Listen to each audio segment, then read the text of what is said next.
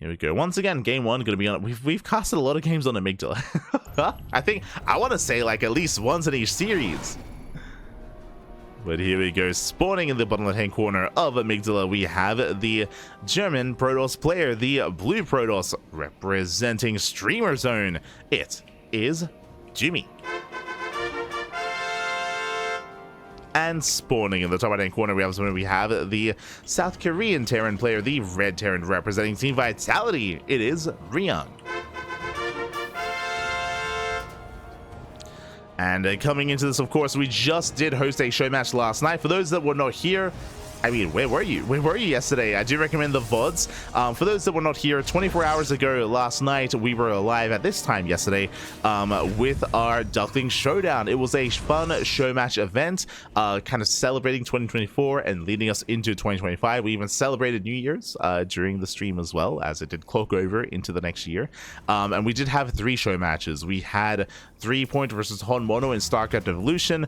So we had our Korean show match, we had our American show match, or America's show match with Australia and Trigger, and we also had a European show match with Jumy and Eva, and that was the highlight of the night. It was a very fun best of 9, by the way.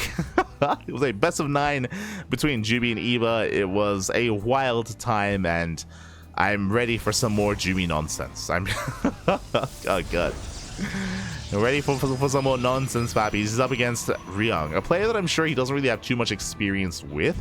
Jumy isn't really one to compete in too many open events that are more Korean focused. Likewise, Ryung isn't really one to play in too many European Open Cups either. So I wouldn't be surprised if they never played against each other, period, up until this moment, up until this point.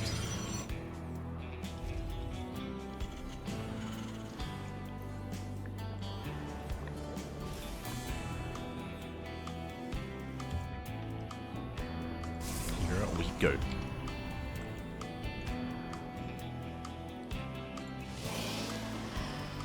The Terran tsunami. Oh no. The waves, they don't stop. Ah. Not like this. True, true. So yeah, going to be settling in. We do have our initial economic opener. Ryung going for a single gas, Rax expand, followed by the later factory and later second gas. So much more economic initially here by Ryung. Meanwhile, from the side of Jumy, I'm curious how he opens up initially with the Sentry. And again, these Sentry openers have become a little bit more popular here on the new patch. The reason for this is because it allows you to go for the early energy overcharge and the earlier hallucination scout as well. In general, hallucination scouts are a lot more prevalent in most, if not all, matchups now, as you have that energy overcharge to work with. So you get all the scouting that you need. And here it comes, our first hallucination. Gonna keep tabs on Ryung. Again, we're loading into Amygdala, one of the longer rush distance maps in the map pool, much more mid-game oriented, as we have seen time and time again. So we expect to have a much more passive start. As a hallucination, we'll get eyes on the reactor on the factory. That is not seen too often. I mean, we see it is going to be reactor with mine production, and Jumy is hoping to catch that as well, as the Widow Mines are kept hidden from the hallucination. And it's going to be committed, actually. It's going to be not just 2, but we're getting into a 3rd and 4th Widow Mine as well. So much more committed here by Ryung. I do appreciate that we're seeing something different here. We've been casting a lot of TvPs tonight, mainly focusing and mainly featuring Battle B, of course, but we can see Ryung just having a very different approach. We have seen a lot of the Korean Terrans embrace this, you know, Maru, Ryung, Byun, going for these 4 Widow Mine drops. It is a lot more committed, as we did mention. There's a lot more, I mean, your goal here is to actually get economic damage, not just scout. And we'll see how quick Jumy can respond. As here comes that medevac. Behind this, Ryung throwing down extra Raxes. Jumy going to be opening up with a Twilight Council into, wait, what, into Templar Archives. No upgrade. He's crazy. Widow Mine drop comes in. The probes, they don't pull away. 4 probes going to be going down already, and he's not done. Dropping into the main base as well, and Jumy, he's late. No, he's late to pull away. Oh my god. Ooh, that could have been so much worse. Sentry goes down, and Ryung, he will save the Widow Mine. 6 probe kills and a Sentry, not bad. The Widow Mines, they're actually still alive, but they should be hunted down. They should not escape. as they attempt to waddle away, but there's no way out. Yeah, there's no way out. They're going to be cleaned up. But what's crazy here is that Jumy, again, just to wind it back, it was a Twilight Council opener. I just assumed it was going to be Blink. It's Twilight Council into Temple Archives. He's rushing into Storm. This is the fastest Storm you can go for. He's crazy. So going to be a Storm Rush here by Jumy. Prism's on the way, and I would imagine he's going to be going for a Storm Drop across the map. We'll see what Jumy can get done. As the High Templar building up, checking the vision here, Ryung he did see. Okay, so Ryung he knows. Ryung he is aware that there's something crazy coming his way. He's aware of the fast storm. Back at home, what do we have? The tanks are sieging. There's a bunker here at the natural. So far, a standard setup. Jumy is expanding. He is getting a third, and here comes the storm drop. Okay, it's going to be 2 High Templar and 1 sentry. And Storm is finishing up in 10 seconds. And he's going for the mineral line. Here we go. Again, a really risky build here out of Jumy. And we'll see if it pays off. Again, Ryung, he is somewhat aware of what's going on. He saw the production at least. He saw the buildings. But this is not often a build that you encounter, period. Welcome to Orapa. The clowns are here. Jumy is here, I should say. I'm here for it. Always, always. Likewise, Ryung going for his own Raven Harass here into the natural. Jumy has yet to pull the trigger. Ideally, Jumy wants to wait for a distraction, right? He wants to wait for something to pull away the attention of Ryung. The Observer did advise on the setup. Ooh, that's gonna be 8 workers going down. Ay. That is a lot of economic damage that should not have happened. So a late response there by Jumy. Ryung moves out. As he moves out, Jumy moves in. And here comes the storms. Up. Where are they? As Ryung, he pulls away in time. No storms yet, unfortunately. Again, quick reaction out of Ryung. And Ryung, he's pushing. And these storms, they need to come back home. Otherwise, this star base is going to go down. Okay, Jumy comes back in. And if Ryung is late, okay, he pulls. Again, Ryung is so quick to pull away. Old man Ryung. He's got young hands. And here comes the army. And again, there's no storms to defend. The base is going to go down. There's no saving this. Army's trying to get in position. The tanks are within range.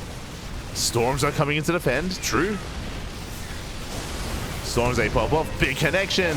Oh my god. But Ryung, he is still well spread. And the base is going to go down. Massive pick off the third base falls. Jumy coming with a storm drop. And Ryung, he does pull away. The storm graces the mineral line. But no major connection. High Templar goes down. There's 1 High Templar left. And Jumy is stuck on 2 bases. He's stuck on a 2-base economy. Ryung is getting his third up and running. The drop into the main is denied. And Ryung is looking very comfortable. I mean, coming into this, I'm afraid to look. 19 probes went down. That was to the Widowmine Harass and to the Raven Harass. The expansion went down as well. Jumy is stuck on 2 bases. The quality of the army is very high. That I will say. We do get a storm drop into the main. There we go. Finally, some damage is being done. 5 SCVs. But the Prism will hunt this down. Ryung, he pulls away. He can even just pull the boys to fight this if he wanted to. Storm does connect. But that's 2 High Templar falling. Brutal pickoffs. And now Ryung can focus on this push. But what I was going to say here is that, again, there's a little High Templar and Immortals. That is true, but there's no buffer, right? Because there's no third base, because there's no economy, we need a gateway army to support this army here of Jumy, and he just doesn't have it. And Ryung, he has rotated, he has arrived, he's getting on top of the would-be third. This time the probes are being locked down. Have to get the hell out of here. And there's no saving this expansion. Oh my god, the tank shots are brutal. My shot onto the High Templar. 15 probes going down. And Jumy's just being starved out. He's just being starved out at this point. He's been attempting to expand, but time and time again, he's being denied. From here, Ryung can just get a 4th. Can just throw down a 4 CC.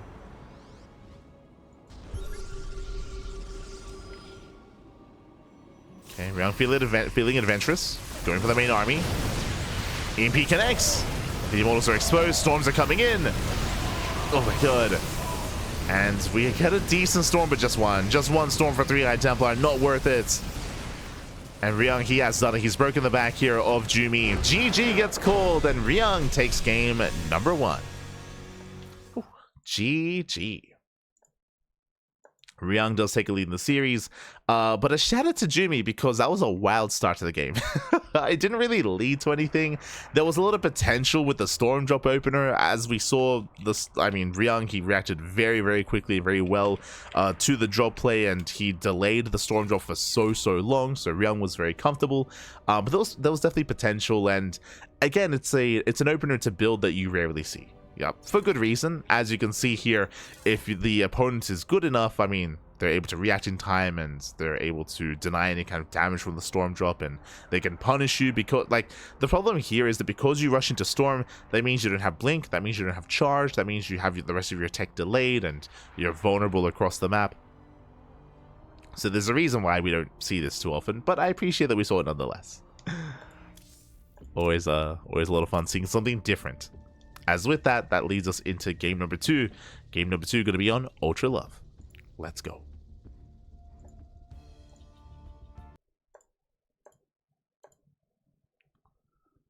We are making our way over. Jumy was still... Oh, yeah, of course. Of course. Jumy, he's an amazing player, Pap. He's amazing. But he's up against the Tuna. And spawning in the bottom left-hand corner, we have the German Protoss player, the Blue Protoss, representing Streamer Zone down in the series. We'll see if he can bounce back and force the ace match. It is Jumy. And spawning in the top right-hand corner, we have the South Korean Terran player, the Red Terran, representing Team Vitality. It's the Tuna himself. It is Ryung. We go.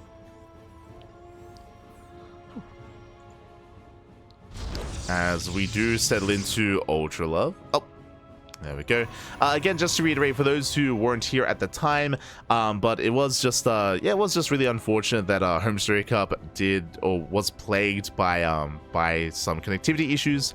I think Take explained at the time that there was some work being done on the infrastructure nearby, and that did negatively impact the local internet.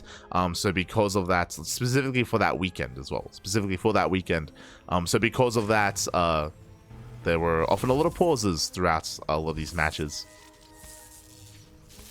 to allow the internet to stabilize once again. For now, we do see Ryung changing up his opener. Double gas. This time, double gas opener. Last game, it was a single gas interacts into an expansion, into a quadruple mine drop. This time, we should be seeing something different. Oh, as Jumy did lose a scouting probe, that should not have happened. And Jumy, he didn't like that. A bit of a thumbs down there for Jumy. And thankfully, Ryung, he's lamenting with him. You know, a bit of a sad face. Ah, smooch. So a rough start for Jumy. Thankfully, he saw everything he needed to for the most part. He saw double gas, so he knows a faster factory. Would have liked to have kept the probe alive, but regardless, is denied it. And now we can settle in. We can settle in. You see Ryung scouting for proxies. He checks his linear third. Make sure there's no hidden gateway. And my eyes, I feel like they need to be on Jumy here, because if you remember last game, I didn't even notice the earlier Temple Archives. I just assumed he was going to go for a standard opener.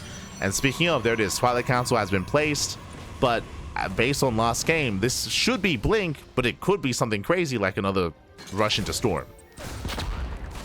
So my eyes are on Jumy. Talking about the crazy follow-ups, technically another opener this could be is Twilight Council into a Dark Shrine. True, it could be a DT-based opener. Could be a charge-based opener into a 2-base all-in. There are technically other builds out there that do kind of branch off out of a Twilight Council opener. We often don't bring them up because they're very rare. Like, you rarely see them, but After game 1, I guess we should bring them up. Aye, aye, aye. Reaper does dip in. Oh, here we get the dodge. The spray gets thrown down and probe does fall. And we are going to be walling up that Reaper cliff. Behind this, Ryung going to be following this up with a 1-1-1 setup. Is expanding on the high ground, very safe expansion location out of Ryung. It does mean that his natural is going to be delayed, but it at least is going to be undisturbed. As he's now floating over. We'll now float over, following this up with the Widowmine drop. This time only 2 Widowmines, not 4, so a much lighter commitment into Widowmines, into a faster add-on, into faster, I would imagine, tank production. Meanwhile, we spoke about it. That is not Blink, that is Charge. And this looks like the beginning of a 2-base Charge all-in. Looks like the beginning of an all-in. Ryung, he moves out. It's going to be on Ryung to scout and figure out what's going on. Again, charge base openers are a rare sight, which is a good thing why we brought it up. I mean, it's Jumy. Mindrill coming in. So far, Jumy, he does respond well. Ooh, will bleed out in the depths. And likewise, we get a second Widowmine into the main. Nice on Burrow. Oh, Ryung, he does what? No! Oh my god. Jumy, calm down. So far, he does pull away in time. Another Unborrow here out of Ryung. And he will get the... Ooh, the Stalker. Very nice retarget. Very nice pickoff. Stalker goes down and he saves the Widowmine. There's no anti-air. No anti-air. Widowmine does escape. And behind this, we have a 3-gate setup for the time being. Prism's on the way to harass across the map to reinforce. I would imagine we should be seeing extra gateways. And here comes Jumy. Here comes Charge. Jumy is moving out. The Reaper does spot the War Prism. Ryung is aware. Bunker's on the way. Behind this, getting to tank and Banshee production as well.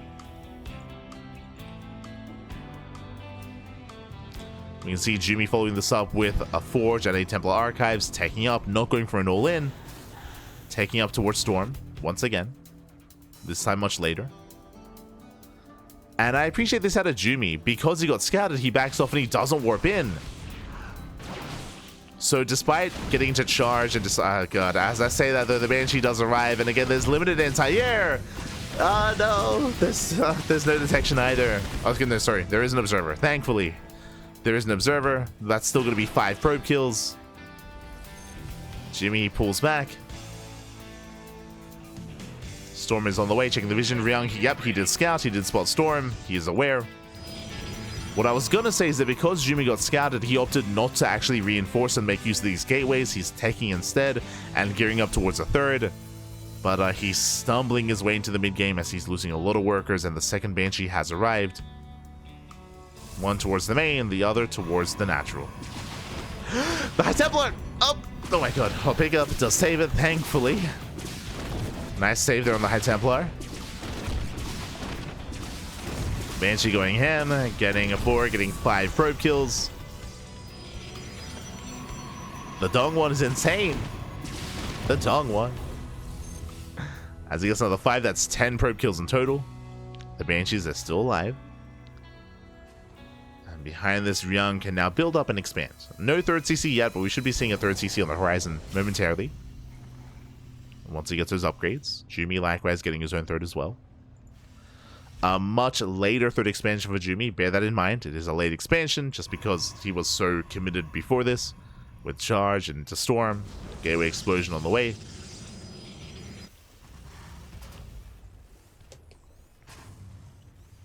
Storm is done, and we've been here before. Once again, Jumy set up for a Storm drop.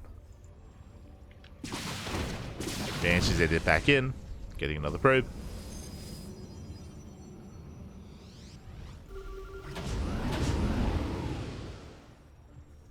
Oh, as the scan does miss the observer.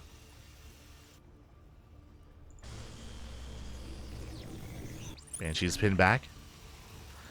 As Ryung is moving out with his drop, he's actually going to come across the War Prism. Oh.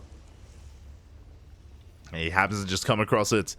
And if Jumy doesn't react in time, he may lose this. Yeah, there's a stim.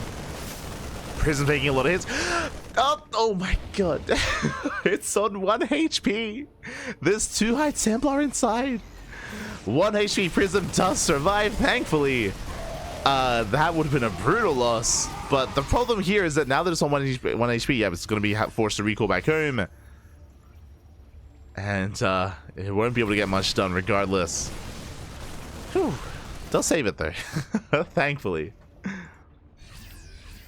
Here comes Ryung's move out.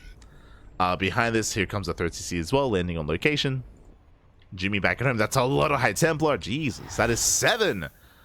7 High Templar, and it's too early for Ghost, too early for EMPs. So no EMPs for Ryung. Does move in, and Banshee going to be distracting in the main, pulling away Jumy's attention. Twilight Council's under fire. Now Banshee on the right-hand side. We have a tri-pronged attack. Banshee main, Banshee at the third, and the main army here on top of the production. Twilight Council goes down. Storm is coming in though. Yeah, Mind Shields on the Zealots, massive connections. Zealots, they just melt. Storms are decent though. Yeah, massive storms on the Pyro. Ryung has to get the hell out of here. Is forced back. Never mind, dropping into the main actually. Ryung, he doesn't want to stop. Dropping into the main base, sniping the pylon. Gets a pylon, he wants a prism. No! Oh, that was High Templar installed. Oh no. The full prism goes down. Jumy! And with that, Ryung is pulling Jumy apart. He's rallying across the map, head towards the third base as well. Jumy, he is down to 1 High Templar. He had 7, he's down to 1. No. And Ryung, he's, again, looking quite comfortable. Looking very comfortable. He's up in supply, moving out. Again, this third base is exposed. Does warp in a fresh set of High Templar, but they need time. They need time to gather energy. There's the energy overcharge. There's 1 storm currently. And the storm is decent, but we need more than just 1 storm. There we go. Second storm popping up. High Templar gets targeted down. We got some desperation feedbacks. The Archon gets denied. And Ryung, he has done it. He has broken this base. Triple drop into the main. Mind Shot's going off. It looks like with these Immortals, Jumy, he will hold on to the third. But what about the main? What about the main base? Forced to recall. Ryung, he picks up, gets the hell out of here. There is no blink. Blink just now starting. And Jumy does hold. He does hold on, but he's barely holding on.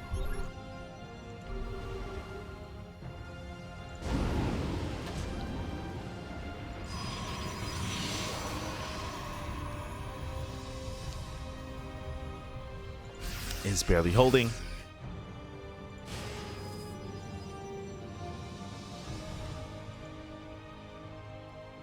Jumy building up his army.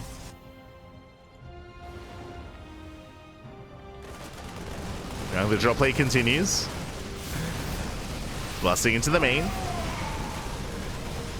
Cleans up the Zealots, trading with the army. And really this is just a distraction, because here comes the main force of Ryung.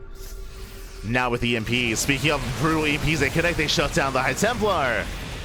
Not a single storm. Not a single storm remaining. The EMPs were brutal. And from here, Ryung can finally snowball out of control. Does some reinforcing High Templar. We come to reinforce, drop into the main, gets a mineral line, probes are going down. At the same time, Zealot run by here across the map. Jumy getting some damage done. Trying to claim the production, but there's just not enough. Not enough Zealots. GG gets called as Ryung does overwhelm, and Ryung will take the series 2-0. GG. GG, well played Ryung. He will claim the series, but a shout out to Jumy because that was a very unique TvP. Again, a dynamic you don't see too often. Jumy, both in game 1 and in game 2, despite going for a Twilight Council opener, he never opened Blink. In game 1, he rushed into Storm. Here in game 2, he rushed into Charge. Again, I'm pretty sure in game 2, here Jumy Ultra Love did want to try to be more aggressive and go into a charge based all-in, but because he got scouted, he decided to deviate. He did skip warp-ins and he went into a charge follow-up instead, tried to get into the mid-game, but last Ryung was just all over him with his drop play, with his harassment, with the Banshees as well. He was just all over the place all at once, and alas, Jumy could not keep up. Again, did just have a really awkward start to both games, I should say, as the Storm drop was heavily delayed in game 1, and the initial charge timing never really factored into game number 2.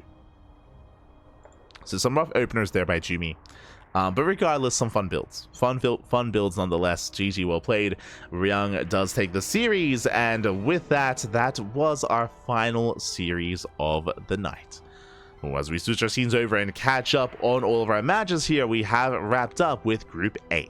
With Group A, again, we were following Battle B. Again, it was a bit of a shame that I don't think a single Battle B match was actually casted on the mainstream at the time for HomeStory Cup 26, so we're able to catch up, and again, I was very impressed.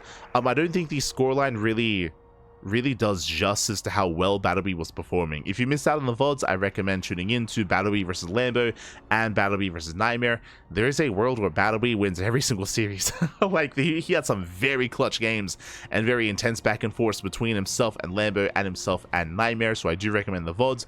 Very fun matches, and again, shout out to Battle B for taking down Fiant and Skillus. I was very impressed with Battle B's play, and I do look forward to seeing more of Battle B in the coming year, coming into 2025.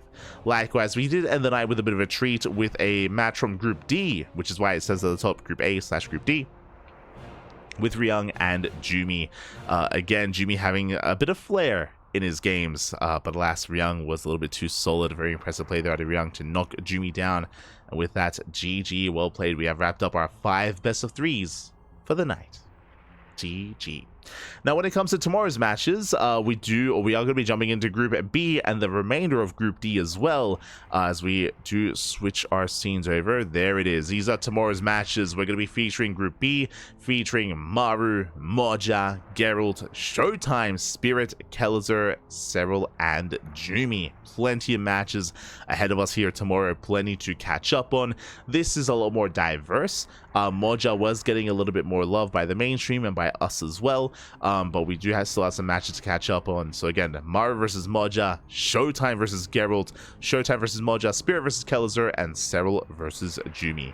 We have some mirror matchups. We do have some mirror matchups there, some TVTs, some PvPs, and a little bit of TvP and ZVP mixed in as well. So a nice amount of diversity here for tomorrow's matches, and again, we should be covering that tomorrow in the morning. This is going to be in 12 hours. There you go. In 12 hours time, we're going to be live on this channel with these 5 matches. There we go. And then Group C. So today we covered all of Group A, all the remaining matches in Group A. Tomorrow is going to be Group B. Group C is going to be next week, I believe. Next week or the week after. We'll get around to it. We'll get around to it, but I believe next week should be our HomeStory Cup Group C. So again, we're going to be wrapping up with all of the remaining matches from HomeStory Cup. Also tomorrow in 24 hours time, we're going to be live on this channel, exactly 24 hours from now actually, with the Lil Cup European and American qualifiers. There were the Asia qualifiers that we missed out on. Actually, I'm curious about that. I want to tune in myself. Hold on. Let's have a look together here, because we missed out on it. Unfortunately, we were otherwise preoccupied. We were busy, so we weren't able to cast it live ourselves. But we will be there for the European and the Americas qualifiers instead. Hold on.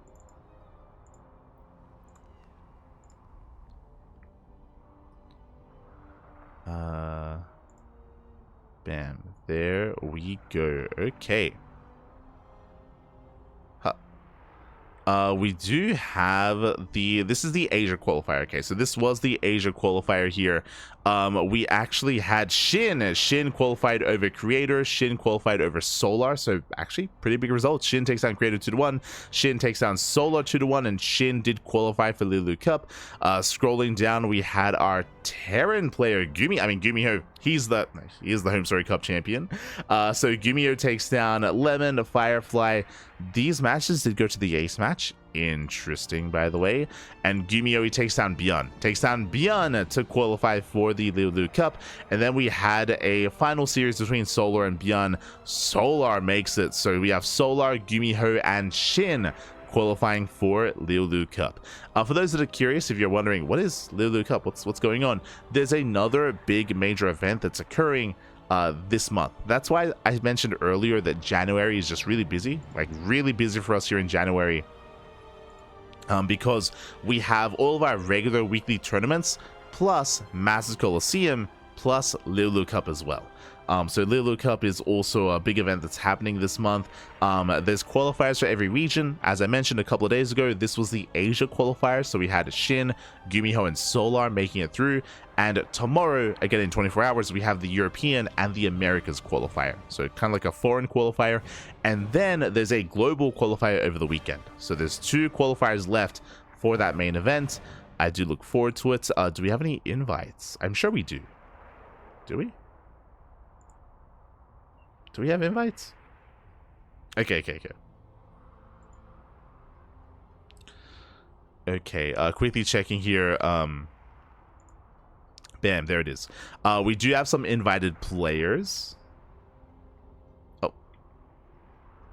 Just some invited players. We have a Hero, Jeshi, MaxPax. So I have the best Protoss players in the world here with Hero and MaxPax. Shout out to Jeshi as well, going to be repping the Chinese region. We have Clem, Oliveira, Dark, Rainer, Rogue, and Cyril. Oh my god. So we have all the big boys rocking up here. And of course, we have the initial qualified players. So yeah, we have quite a lineup here. Are we missing any big names? I mean, if we are, we should soon be seeing them in the qualifiers.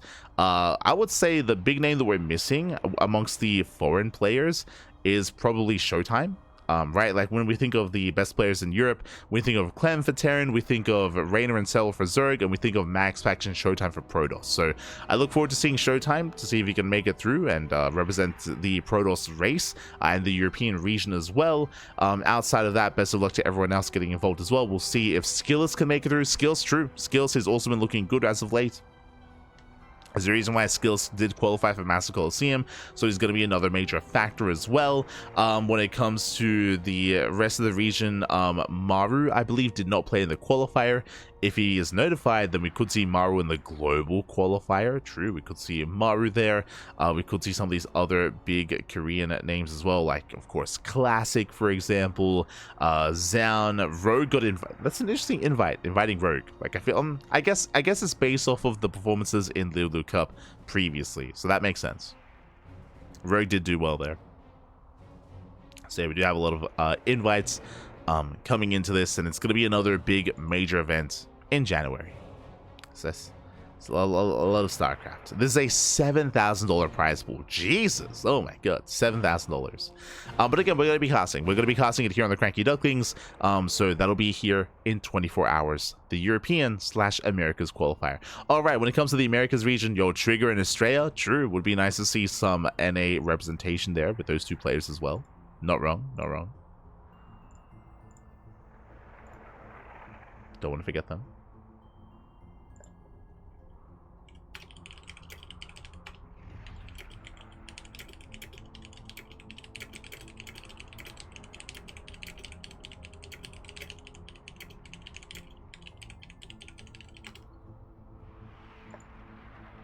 It's catching up. Also think about Gabe. I mean, sure, if we think about Gabe, then we bring in like Spirits as well, right? Like your Marine Spirit. All the others, Lambo, a laser, sure, true. But with that, GG, well played. With that, we are going to be wrapping up for the day, and we'll be back tomorrow with the remainder of the with Group B. We're going to be back tomorrow with Group B in 12 hours, and again in 24 hours we're going to be live with the Liu Cup qualifiers. So look forward to that. Otherwise, happy New Year, everyone. Thank you so much for tuning in. I hope you all enjoyed yourselves. If you want to follow us here on the CranKy Ducklings, again, we cast on a daily basis, and again, we're going to be very busy here in January. Going to be casting 2 times a day, almost every single day. A lot of content, a lot of StarCraft to come here in January. February, at least currently, before any major announcements, February does look a little bit lighter for us, which I'm not complaining. I would like, to ease my way into 2025, and February is looking a little bit leaner when it comes to content, but January is stacked. It's stacked full of content, full of StarCraft, so make sure you tune in, make sure you follow us if you're interested. Also, if you want to support us, you can do so via Patreon. Our Patreon is designed to fund all of our tournaments. What I will emphasize once again, though, what I will bring up is that our regular events are on hiatus for January. I did just mention January is very, very stacked for us. It's very busy. And we also wanted to take some time off. So here in January, there's no Sparkling Tuna Cup, there's no Tenacious Turtle Tussle, no Sea Duckling Open or Master Swan Open either. That is all going to be pushed to February. Initially, it was so we could, have a bit of a holiday or a vacation, or just, have some less casting going on. And then all the tournaments got announced anyway. So, we're still casting 2 times a day every day. But yeah, running those events alongside would be like 3 casts a day. It'd be too much. It'd be far too much. So, those tournaments are going to be on hiatus. They're going to be coming back in February. Just as a heads up. As a heads up. And again, if you want to help support those tournaments, you can do so via Patreon. Oh.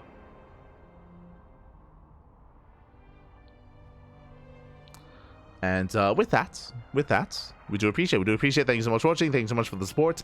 We're going to be heading off for the night, and we'll be back in 12 hours or in 24 hours. We'll be back for some more casting, for some more StarCraft here. Otherwise, if you want to tune into the VODs, you can check out our YouTube. We have a YouTube channel. All the VODs are uploaded to YouTube. We're live on TikTok. We're live here on Twitch. We're live on YouTube. We're live on Facebook. Live on Kick as well. Live all over the place. And stick around. We're going to be giving another StarCraft streamer a raid. Who is live at the moment? Who can we send everyone over to? I know Sort of is live. Sort of. He's been streaming all night. Jesus. So Sort of is live. Who else? Who else is streaming StarCraft? Not too many people. I mean, I guess it is New Year's, so I'm sure a lot of people are, enjoying themselves out with friends, socializing like animals, pappy. Oh my god. So yeah, I don't actually recognize too many people online at the moment, so give some love to Sort of. Give some love to Sort of. Again, he is currently living in Korea. He's in South Korea, and he is currently engaged as well. Like there's a lot going on with Sort of's life, and yeah, it's really exciting to hear, really exciting to see. And he has been grinding. Jesus, he's been live for almost 7 hours. Make him stream some more, maybe. Make him stream even longer. Let's go. So thanks for watching. Thanks for the support. We'll see you guys tomorrow for some more StarCraft action. Until then, hasta luego. Ciao, papi, ciao. Hasta luego.